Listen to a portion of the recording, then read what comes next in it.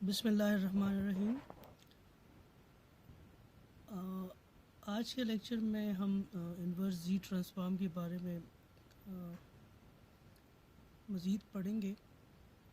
इससे पहले लेक्चर में हमने देखा था टाइम डोमेन बिहेवियर कि अगर आपके पास जी डोमेन में कोई सिग्नल गिवन हो, उसके पोल्स से उसका बिहेवियर हमने देखा था। फिर हमने इन्वर्स जी ट्रांसफॉर्म हमने देखा था। इन्वर्स जी ट्रांसफॉर्म के लिए हमने ये देखा था कि अगर आपके पास रीजन ऑफ कन्वर्जेंस जो है, अगर आप इन्वर्स जी ट्रांसफॉर्म फाइंड करना चाहते हैं तो आप रीजन ऑफ कन्वर्जन के हिसाब से पावर सीरीज़ एक्सपेंशन में कैलकुलेशन करेंगे। क्योंकि हमने देखा था जी ट्रांसफॉर्म के इंट्रोडक्टरी लेक्चर में हमने देखा था कि आपके पास दो मुख्तलिफ़ किस्म के टाइम डोमेन के सिग्नल का जी ट्रांसफॉर्म यूनिक आ रहा था, यानी दो डिफरेंट सिग्नल्स थे टाइम डोमेन में, लेकिन उसका जी ट्रांसफॉर्म जो है वो डिफरेंट था, वो सेम था। दो डिफरेंट टाइम डोमेन सिग्नल का जी ट्रांसफॉर्म सेम था, लेकिन उनका रीजन ऑफ कन्वर्जेंस जो है डिफरेंट था। तो पिछले लेक्चर में हमने इस चीज़ को डिटेल से देखा था कि पावर सीरीज़ एक्सपेंशन के मेथड से अगर हम inverse of Z transform find करना चाहते हैं तो उसमें हम रीजन ऑफ कन्वर्जेंस को कीप इन व्यू रखेंगे। उसमें हमने ये भी देखा था कि उन एग्जांपल्स में हमने ये देखा था कि अगर the method of long division will not provide answer for x happen when n is large because the long division becomes tedious, a closed form solution is not possible। ठीक है, उसमें आप लोगों ने ये देखा था कि जब n की वैल्यू लार्ज हो तो वो प्रोसेस बड़ा टीडियस बन गया था। ठीक है, तो आज हम पार्शियल फ्रैक्शन से उसी सेम सिग्नल का इन्वर्स जी ट्रांसफॉर्म फाइंड करेंगे। ये आप देखें, पिछले लेक्चर में हमने ये देखा था कि x of z is equal to 1 divide by 3 minus 3 by 2 ji inverse plus 1 by 2 Z minus 2, और रीजन ऑफ कन्वर्जेंस तो था, दो रीजन ऑफ कन्वर्जेंस के लिए हमने फाइंड किया था। पहले केस में are O C ji greater then 0.5, दूसरे केस में are O C ji less then 0.5। तो इसी सेम एग्जांपल को हम सॉल्व करेंगे पार्शियल फ्रैक्शन एक्सपेंशन से। यहाँ पे आप देखें, पार्शियल फ्रैक्शन के केस में आप देखें 1 divide by 1 minus 1.5 Z inverse plus 0.5 Z minus 2। तो हमने क्या किया, हमने इनको इनके फ्रैक्शंस में हमने इनको कन्वर्ट किया। ये हमारे पास क्वाड्रेटिक इक्वेशन है। ठीक है, इनका हमने पार्शियल फ्रैक्शन थे, हमारे पास क्या आ गया 1 माइनस जी इनवर्स 1 माइनस 0.5 जी इनवर्स। मैंने आप लोगों के साथ जो लिंक शेयर किया था, होपफुली आप लोगों ने उसको गो थ्रू किया होगा। एफएससी के वो चैप्टर्स भी आप लोगों ने पढ़े होंगे, जो चैप्टर जो 3-4 एक्सरसाइज थे एक चैप्टर में। तो मैं ये अज्यूम कर रहा हूँ कि आप लोग ये पढ़ के आप लोगों ने ये पढ़ा है। ठीक है, इस वजह से मैं मूव कर रहा हूँ। इसको फ्रैक्शन में कैसे करना है, उसको आगे कैसे सॉल्व करना है, ठीक है, ये आप लोगों को मैंने आपके साथ लिंक शेयर किया था। ठीक है, तो पार्शियल फ्रैक्शन ये डिस्टिंक्ट पोल्स है, तो a divide by 1 minus ji inverse plus p 1 minus 0.5 ji inverse. ठीक है, ये हमारे पास पार्शियल फ्रैक्शन a और b की वैल्यू हम फाइंड करेंगे। तो इक्वेशन के दोनों साइड को 1 माइनस जी इनवर्स 1 माइनस 0.5 जी इनवर्स से दोनों साइड को मल्टीप्लाई किया, तो ये 1 आ गया, a 1 minus 0.5 ji inverse plus b 1 minus ji inverse, ये हमारे पास इक्वेशन 2 आ गया।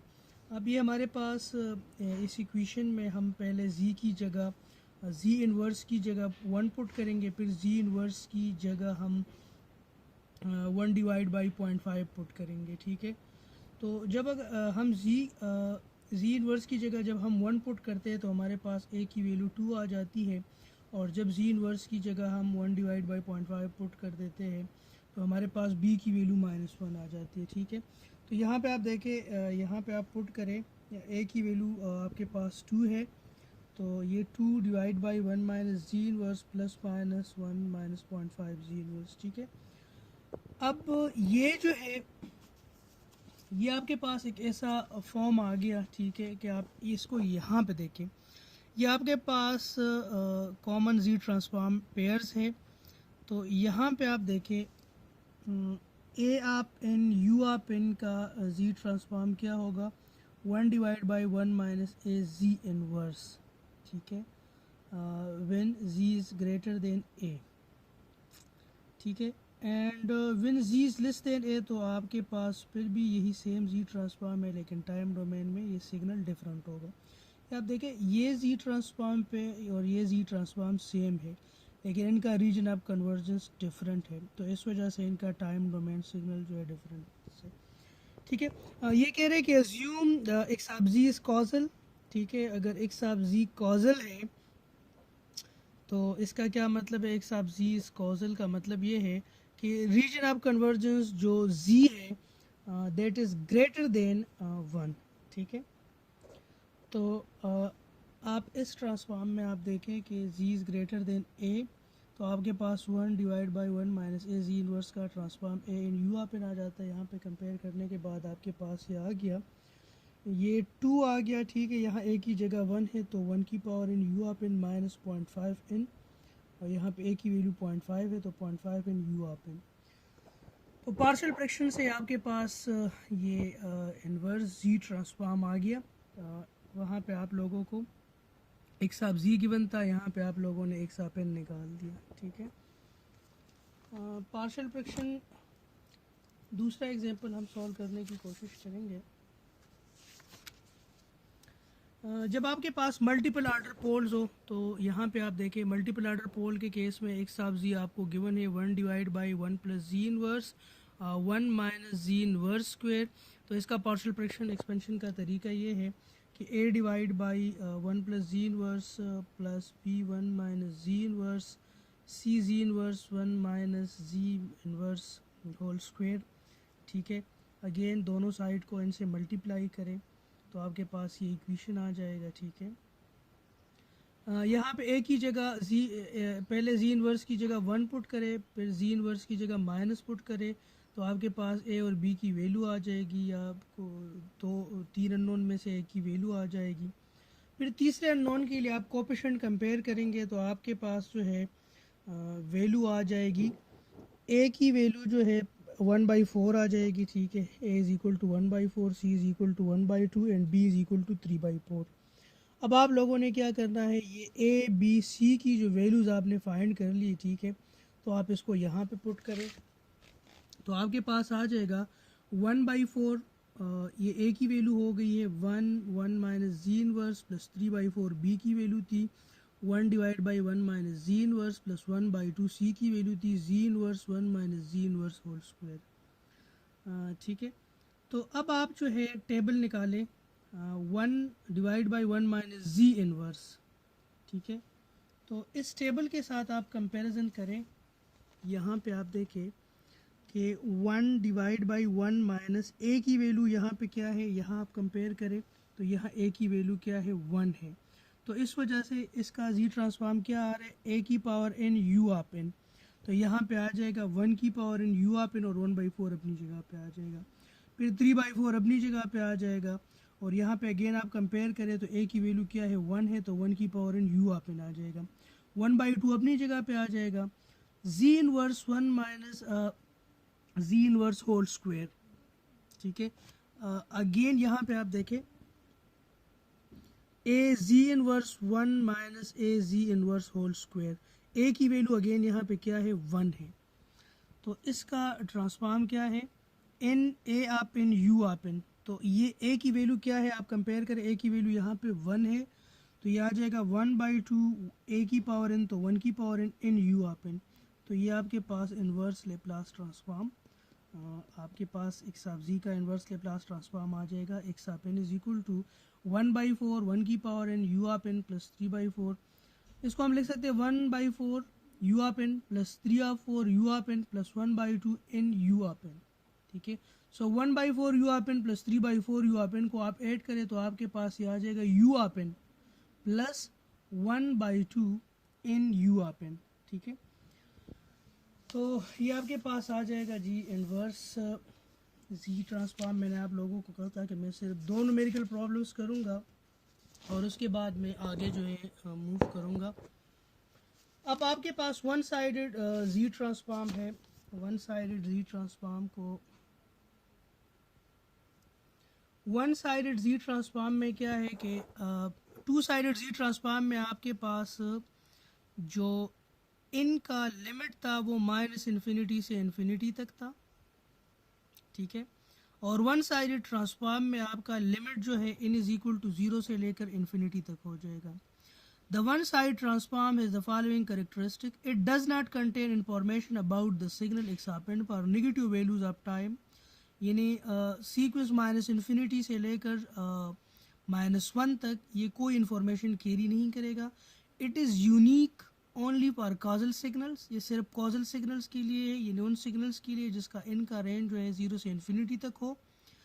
The one side z transform x plus z, x यहाँ पे ये डिफ्रेंशिएट करने के लिए, टू साइड ट्रांसफॉर्म से डिफ्रेंशिएट करने के लिए हम x साब जी में x के ऊपर प्लस लगा लेते हैं, क्योंकि यहाँ पे n जो है वो डिफाइन है 0 से इन्फिनिटी तक, यानी पॉजिटिव सीक्वेंसेस का सिर्फ डिफाइन है, तो इस वजह से x प्लस लिखते हैं। ये ठीक है। और इसका रीजन ऑफ कन्वर्जेंस जो है ये हमेशा एक्सटीरियर ऑफ दिस सर्कल होगा, ठीक है।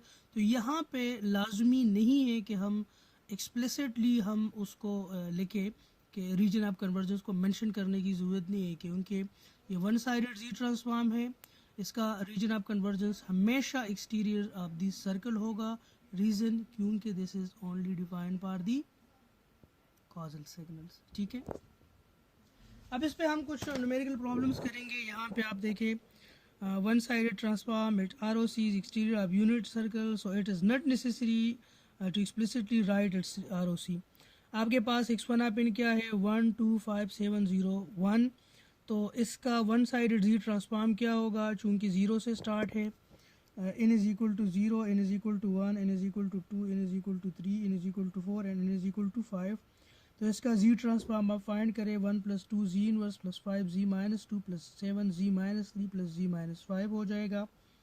x2 आप इन जो है 1 2 5, यानी ये 5 जो है ये आपके पास 0, n is equal to 0, n is equal to -1, n is equal to -2, n is equal to 1, n is equal to 2, n is equal to 3। तो आप देखिए 1 और 2 के लिए one sided z transform exist नहीं करता, क्योंकि z one sided z transform में n का लिमिट क्या है 0 से लेकर इन्फिनिटी तक है, लेकिन ये n कौन से n की क्या वैल्यू है, n इज़ इक्वल टू -1 पे ये सिग्नल 2 है, n इज़ इक्वल टू -2 पे ये सिग्नल क्या है 1 है। तो चूंकि जब n इज़ लेस देन 0 हो, n की वैल्यू लेस देन 0 हो, तो उसके लिए ये एग्जिस्ट ही नहीं करता। तो इस वजह से सिर्फ 5 7 जी इनवर्स और जी माइनस क्यूब आ जाएगा, ठीक है। इसी तरह x3, सो x3 के केस में ये आपके पास 0 से सिग्नल स्टार्ट हो रहा है, this is n is equal to 1, n is equal to 2 पे इसका ये एम्पलीट्यूड है, n इज इक्वल टू 3 पे 2 एम्पलीट्यूड है, n इज इक्वल टू 4 पे 5 एम्पलीट्यूड है, n is equal to 5, n is equal to 6 and n is equal to 7। So इसका z transform आपके पास ये आ जाएगा, ठीक है। x4 आप इन क्या है, एक यूनिट इम्पल्स है, इसका पूरे ट्रांसफॉर्म 1 आ जाएगा, ठीक है। x5 आप इन जो है क्या है सिग्मा n माइनस के है, तो सिग्मा n का क्या है 1 है, और चूंकि इसको आपने 5 यूनिट शिफ्ट दिया है तो z माइनस के आ जाएगा, ठीक है। x6 आप इन क्या है सिग्मा n प्लस के है, तो सिग्मा n प्लस के आपके पास सिग्नल जो है यूनिट इम्पल्स जो है वो कौन से साइड पे शिफ्ट कर रहा है, n is equal to n is less than 0 side पे शिफ्ट कर रहा है, यानी नॉन कॉजल सिग्नल है। और हमने पढ़ा था कि आपके पास वन साइडेड जी ट्रांसफॉर्म जो है वो कौन से सिग्नल के लिए एग्जिस्ट करेगा, कॉजल सिग्नल के लिए, ठीक है। तो वन साइडेड जी ट्रांसफॉर्म के हम आगे डिटेल में नहीं जाएंगे, ठीक है। इसके बाद हम एनालिसिस ऑफ जी ट्रांसफॉर्म करेंगे, ठीक है। एनालिसिस में हम सिर्फ कॉजलिटी और स्टेबिलिटी को हम देखेंगे कि एक सिग्नल अगर कॉजल है, ठीक है, और एक सिग्नल जो है वो स्टेबल है, ठीक है, तो इसको हम देखेंगे जी। तो कॉजल एलटीआई सिस्टम क्या होगा, आपके पास वो लीनियर टाइम इनवेरिएंट सिस्टम जिसका इम्पल्स रिस्पांस जो है वो निगेटिव n के निगेटिव वैल्यूज़ पे क्या हो 0 हो, और इसका रीजन ऑफ कन्वर्जेंस क्या होगा, एक्सटीरियर ऑफ सर्कल होगा।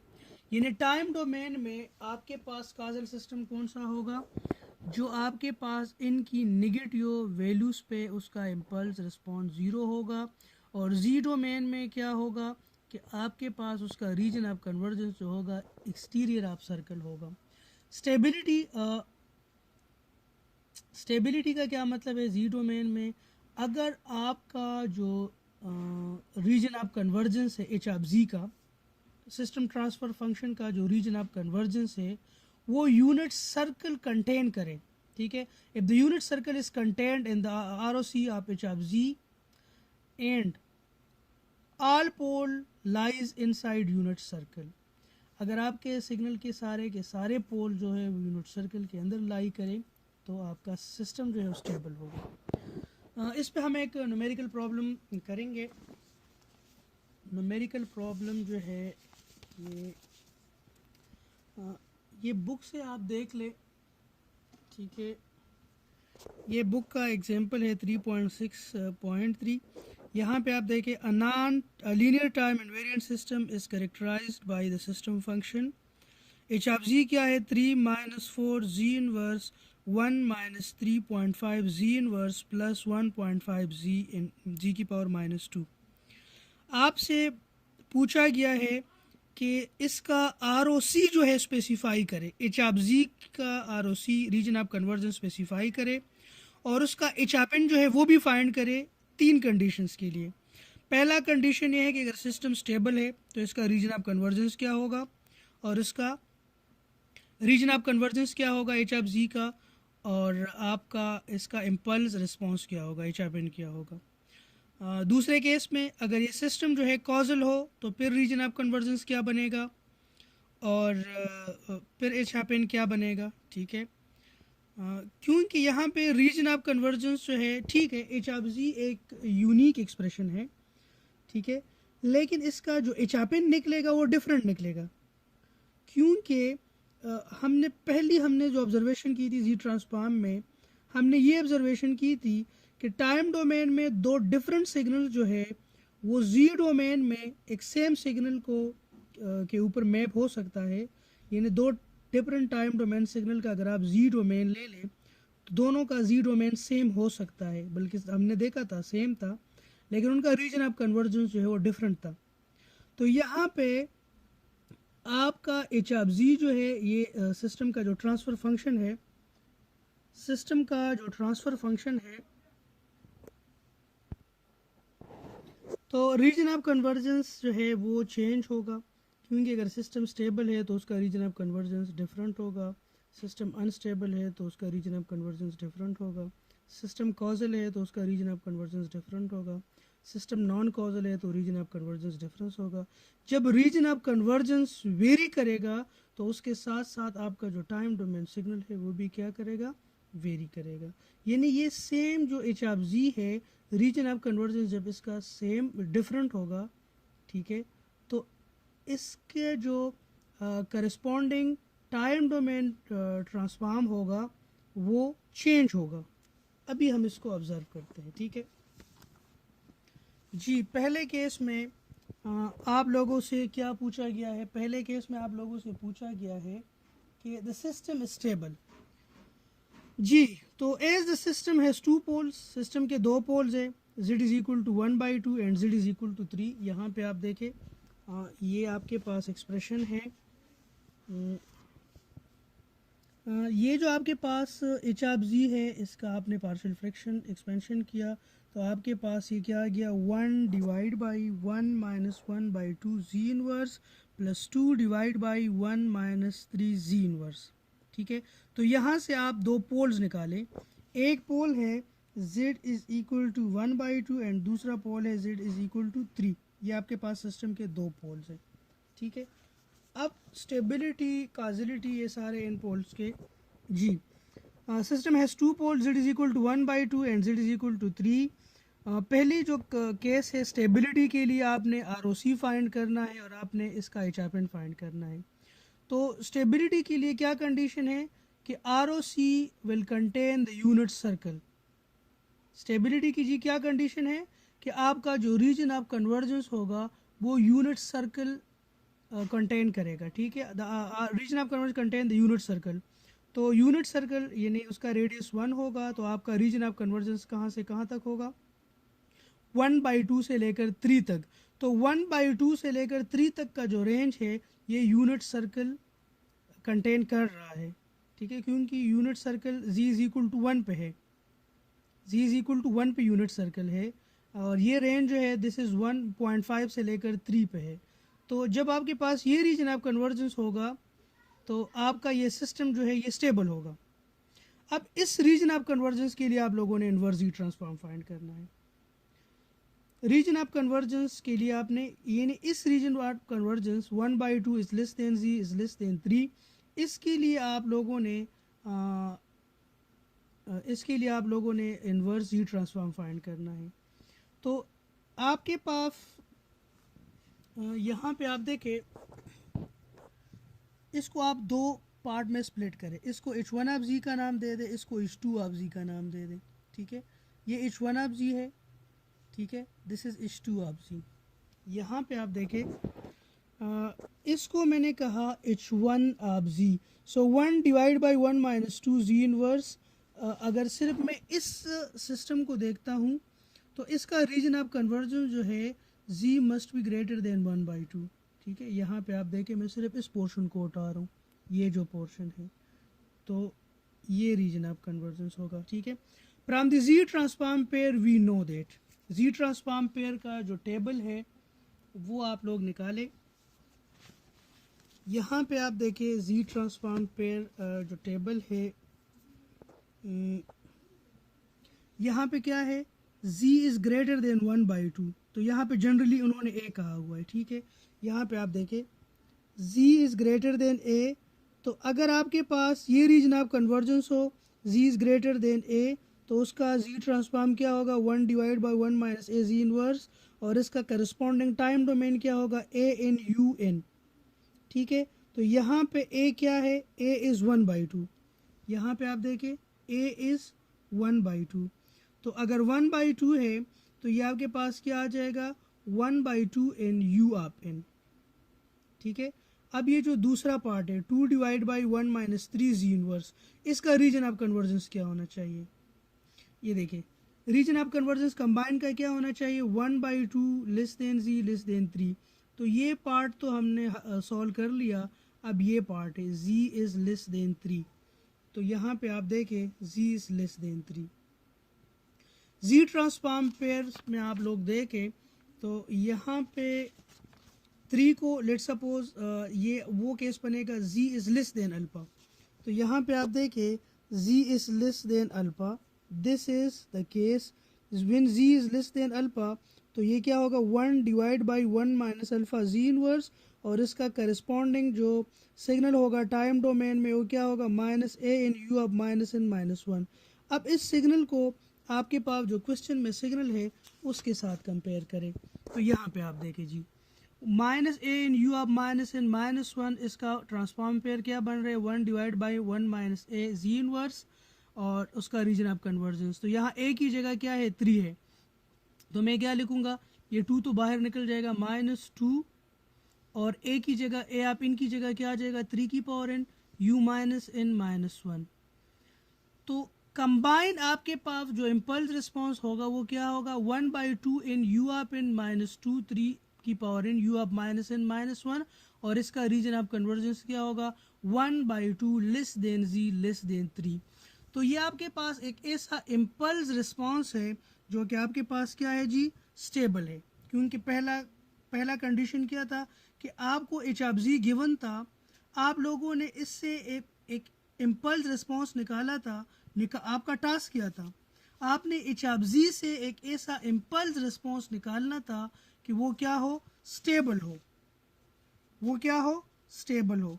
तो उसके लिए आप लोगों ने रीजन ऑफ कन्वर्जेंस भी निकालना था, और उसके लिए आप लोगों ने क्या करना था, इम्पल्स रिस्पॉन्स निकालना था। तो अब ये आपके पास एक ऐसा इम्पल्स रिस्पॉन्स है जिसका अगर आप जी डोमेन में लेके जाए तो उसका आरओसी ये बनेगा, 1/2 less than z less than 3, इसका रीजन ऑफ कन्वर्जेंस बनेगा, और ये क्या होगा, स्टेबल होगा, ठीक है।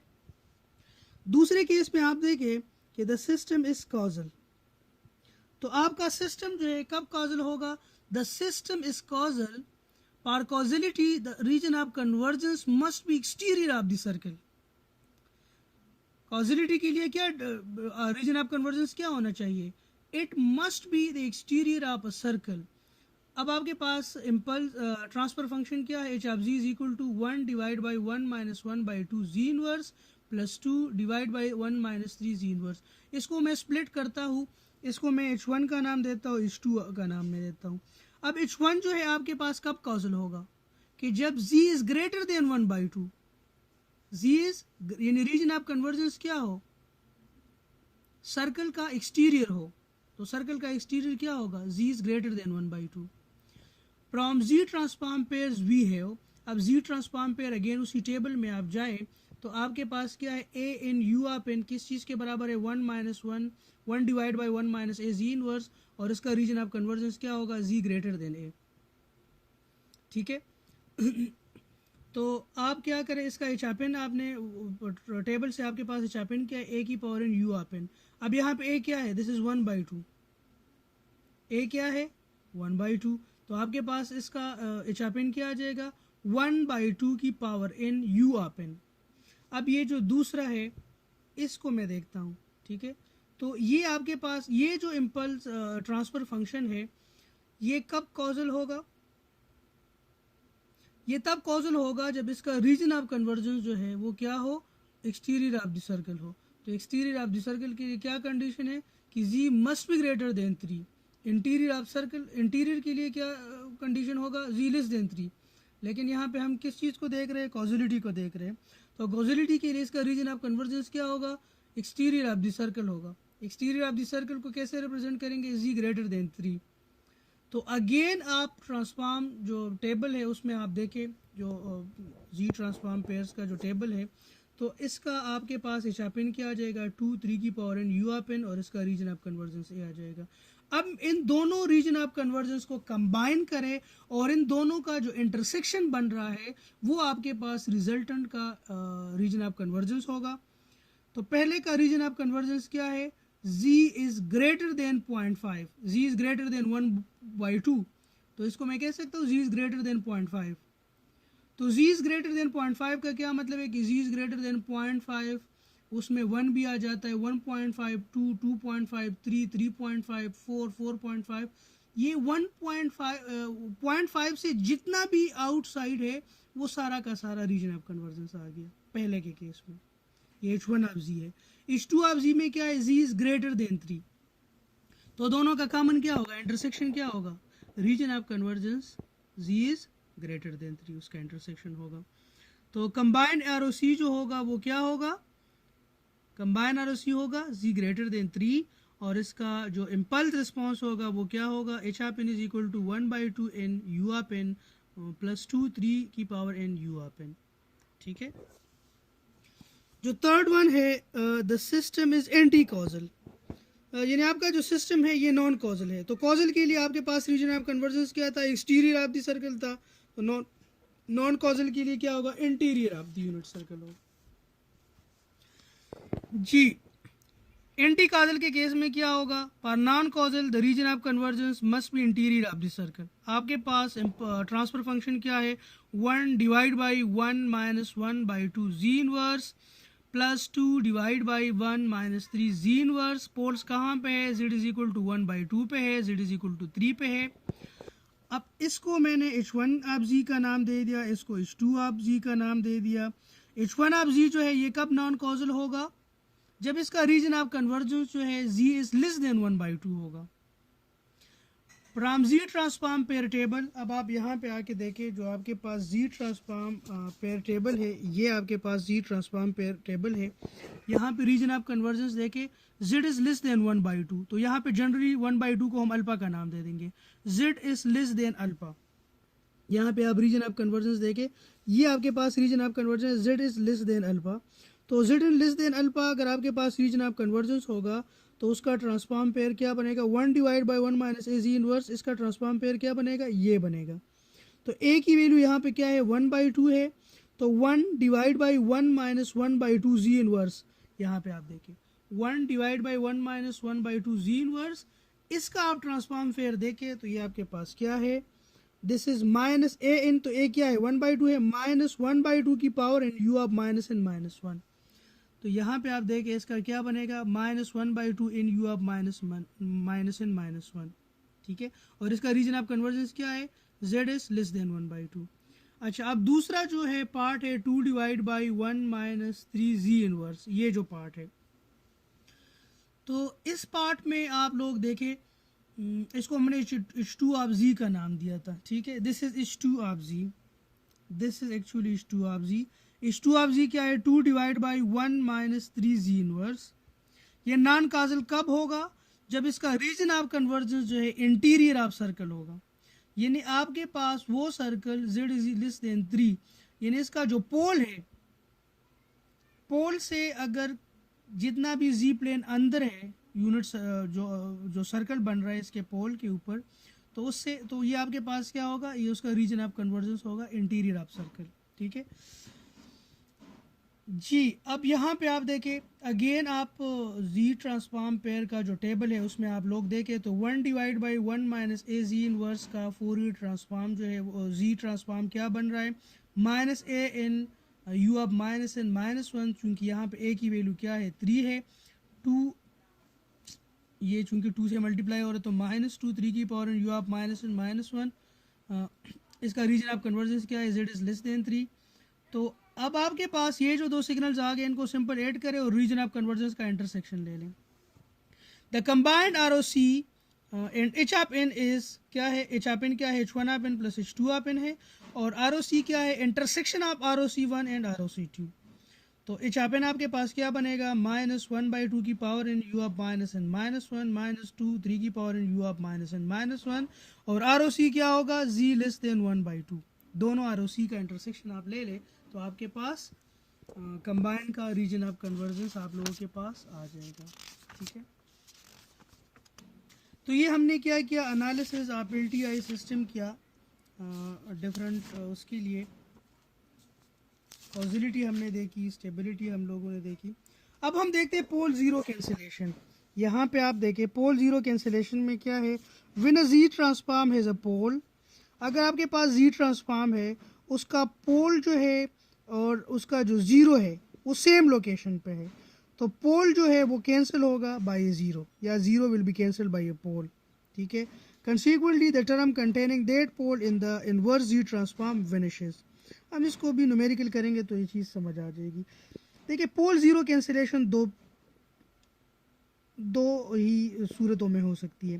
पहला जो सूरत है वो ये है कि आपके पास ज़ीरो और पोल की लोकेशन जो है वो क्या हो, वो सेम हो, यानी किसी सिस्टम के ट्रांसफ़र फंक्शन जब आप निकालते हैं, किसी भी सिस्टम का ट्रांसफ़र फंक्शन जब आप निकालते हैं, ठीक है, तो उसका ज़ीरो और पोल अगर सेम लोकेशन पे लाई कर रहा है तो एक दूसरे से कैंसिल हो जाएगा।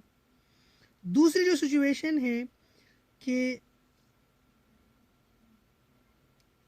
अब आप किसी सिस्टम को इनपुट दे रहे हैं, किसी सिस्टम को आप क्या दे रहे हैं, इनपुट दे रहे हैं, तो उस केस में भी अगर इनपुट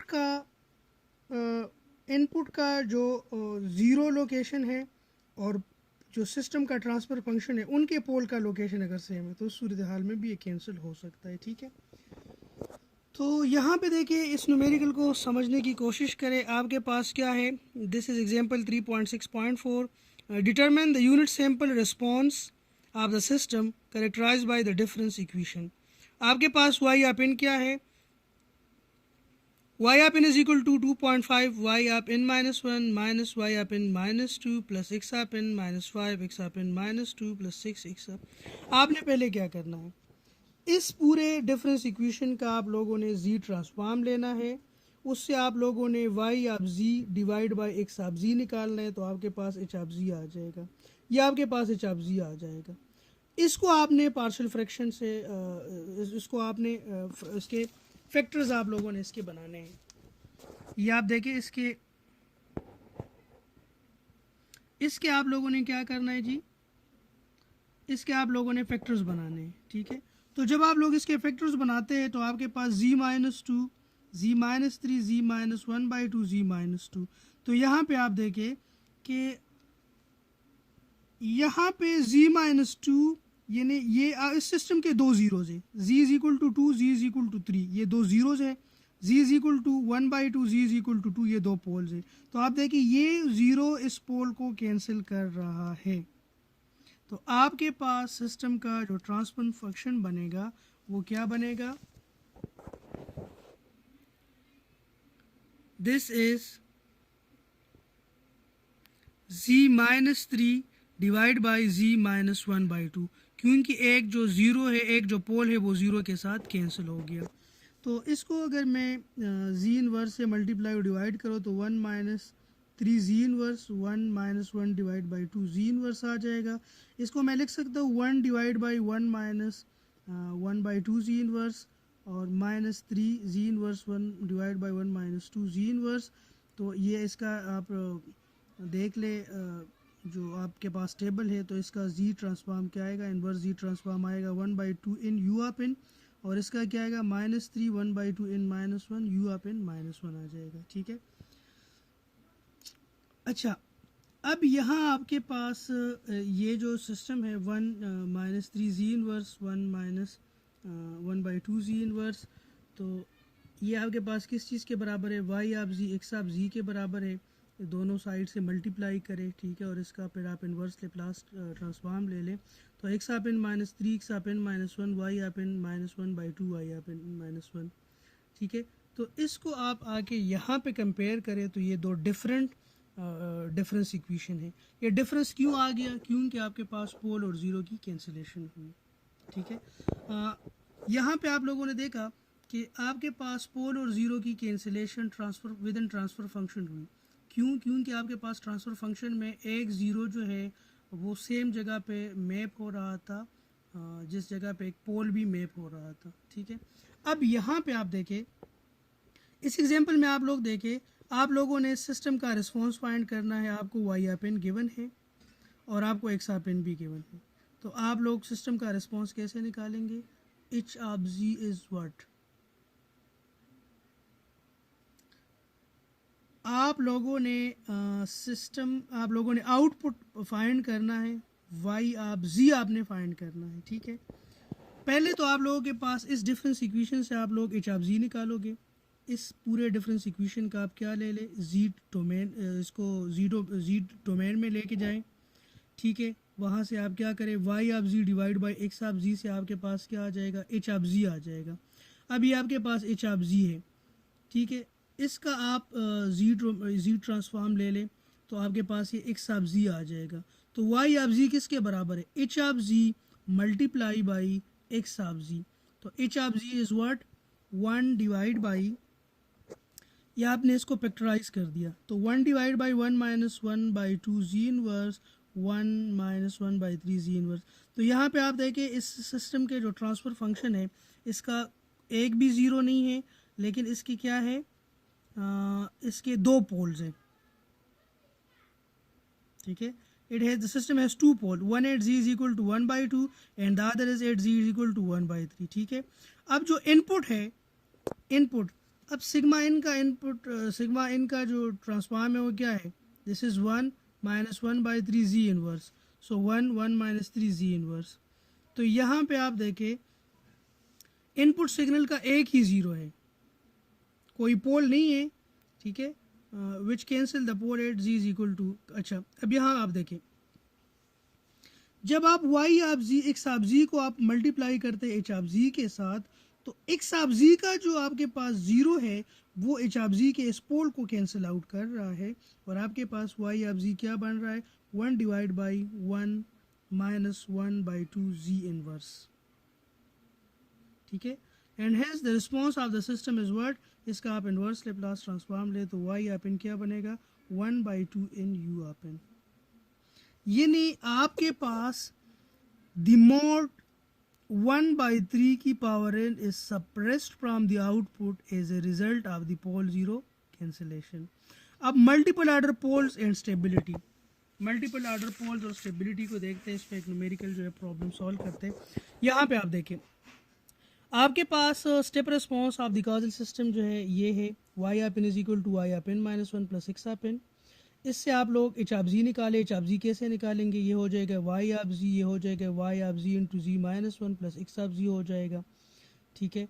तो इससे आप लोग क्या फाइंड करें, वाई आप जी डिवाइड बाई एक्स आप जी आपके पास एच आप जी के बराबर हो जाएगा, तो ये one divide by one minus ji inverse हो जाएगा, ठीक है ji. We note that the system contains a pole on the unit circle यानी z is equal to one. System का एक ही पोल है यूनिट सर्कल पे z is equal to one पे। The z transform of the input signal, अब आपके पास input signal क्या है, ये तो आपके पास सिस्टम का ट्रांसफर फंक्शन हो गया, इसका एक ही पोल है। अब इसको सिस्टम को आप इनपुट क्या दे रहे हो, यू आप इन दे रहे हो। स्टेप रिस्पांस क्या है, आपने स्टेप रिस्पांस यानी यूनिट स्टेप आपने इसको देखना है और उसका रिस्पांस फाइंड करना है, आउटपुट फाइंड करना है आप लोगों ने। इनपुट आप क्या दे रहे हैं, एक स्टेप सीक्वेंस दे रहे हैं, तो स्टेप सीक्वेंस का एक साप जी का जी एक साप इन का जी ट्रांसफॉर्म क्या होगा, one divide by one minus ji inverse. तो एक्स आप जी और एच आप जी को जब आप मल्टीप्लाई करेंगे तो आपके पास वाई आप जी आएगा। तो एक्स आप जी इज वर्ट one divide by one minus ji inverse, और एक्स आप जी क्या है, one divide by one minus ji inverse. तो ये बन जाएगा one divide by one minus ji inverse whole square बन जाएगा। अब आप लोगों ने पार्शियल फ्रैक्शन एक्सपेंशन में आप लोगों ने देखा था कि इस तरह की जो सिचुएशन होगा उसमें आप लोगों ने कैसे पार्शियल फ्रैक्शन करना है, a divide by one minus ji inverse plus b z inverse one minus ji inverse whole square. आप लोगों ने a और b की वैल्यू फाइंड करके आप लोगों ने यहाँ पे पुट करनी है और इसका इन्वर्स लेप्लास ट्रांसफॉर्म जो है आप लोगों ने फाइंड करना है।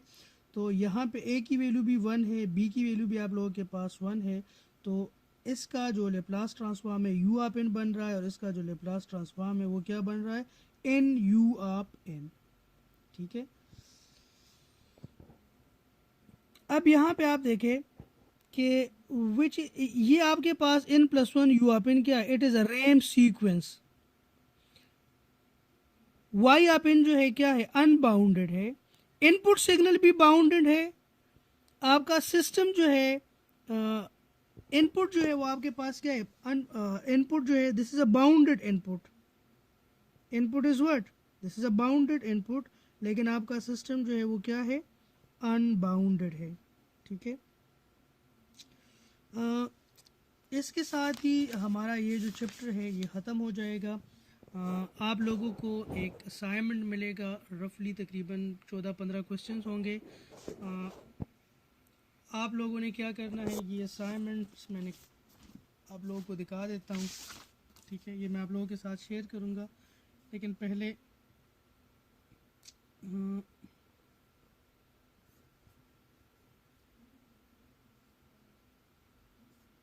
This is assignment 2।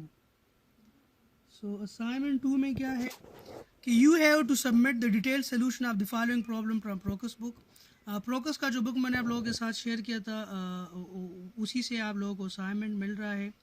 ये असाइनमेंट जो है आप लोगों ने 3 पार्ट्स में मुझे ईमेल करना है, यानी 2 अप्रैल तक आप लोगों ने ये जो प्रॉब्लम्स है 3.1 3.2 के 2 पार्ट्स है, 3.3 के 3 पार्ट्स है, 3.5 3.6 एंड 3.7, ये असाइनमेंट 2 का पार्ट ए है। ये जो पहला जो डेडलाइन है 2 अप्रैल, ये असाइनमेंट नंबर 2 का पार्ट ए है। ये आप लोगों ने 2 अप्रैल तक मुझे ईमेल करना है। आप लोगों ने A4 पेजेस पे इसको सॉल्व करना है, फिर उसको स्कैन करें या उसके पिक्चर्स ले लें, उन पिक्चर्स को जो है आप वर्ड में जाके पेस्ट कर लें और उस वर्ड को आप लोगों ने PDF में कन्वर्ट करके मुझे ईमेल करना है, ठीक है। कब तक आप लोगों ने ईमेल करना है मुझे, रात 10 बजे तक आप लोगों ने मुझे ईमेल करना है, यानी 2 अप्रैल रात 10 बजे तक आप लोगों ने मुझे ईमेल करना है, ठीक है। इसका जो दूसरा पार्ट है उसमें ये क्वेश्चन है 3.11 3.12 3.13 3.14, उसके 3 पार्ट्स है 3.15 3.16 एंड 3.25, और ये आप लोगों ने 6 अप्रैल रात 10 बजे तक मुझे आप लोगों ने ये ईमेल करके सबमिट करना है, ठीक है। इसका टाइटल होगा असाइनमेंट 2 का पार्ट बी। असाइनमेंट 2 का पार्ट सी जो है आप लोगों ने 9 अप्रैल तक आप लोगों ने मुझे सबमिट करना है, और इसमें आप लोगों के पास प्रॉब्लम जो है वो 3.32 3.34 3.37 3.38 के पार्ट ए बी और part a b c d 3.40 के आप लोग जो है इसको सॉल्व करें, ठीक है। स्कैन करें और मुझे पीडीएफ में आप लोग मुझे इसको ईमेल करेंगे, ठीक है। मुझे इसके पिक्चर्स नहीं चाहिए, पिक्चर्स को आप वर्ड में लेके जाए और वर्ड को पीडीएफ में कन्वर्ट करके मुझे आप लोग ईमेल करेंगे, ठीक है। कॉपी पेस्ट बेशक कॉपी पेस्ट तो मैनुअल से तो आप कॉपी पेस्ट नहीं कर सकते, क्योंकि मैनुअल में तो डायरेक्ट स्टेप्स गिवन है। आप लोगों ने इसको समझ के खुद सॉल्व करके, ठीक है, क्योंकि आप लोगों के पास बहुत सारा टाइम है, आप लोगों ने बाहर तो नहीं जाना, ठीक है, आप लोगों ने घर के अंदर अपने रूम के अंदर रह के इसको सॉल्व करना है, ठीक है, और मुझे ईमेल कर देना है, ठीक है। मैं नहीं चाहता कि ये जो आप लोगों का टाइम वेस्ट हो, ठीक है। तो इस वजह से आप लोगों को थोड़ा ज़्यादा काम मिल रहा है, छुट्टियां है, नॉर्मली आप लोगों को खाना भी तैयार मिलता है घर में, क्या कोई मसला नहीं होता, ठीक है। तो आप अपना टाइम जो है वो ज़ाया ना करें, मुश्किल वक्त जो है इंशाल्लाह ख़त्म हो जाएगा, ठीक है, 10-15 दिनों की बात है। तो इंशाल्लाह आप जो है ये वक्त गुजर जाएगा, आप टाइम वेस्ट ना करें। और ये असाइनमेंट जो है डेडलाइन आप लोगों ने मीट करना है, और अगर आप कोई एक्सक्यूज़ेस बनाते हैं, ठीक है, तो कोई एक्सक्यूज़ेस वो एंटरटेन नहीं होंगे, और आप लोगों ने स्ट्रिक्टली डेडलाइन को फॉलो करना है, ठीक है, और आप लोगों ने मुझे ईमेल करके सेंड करना है, ठीक है।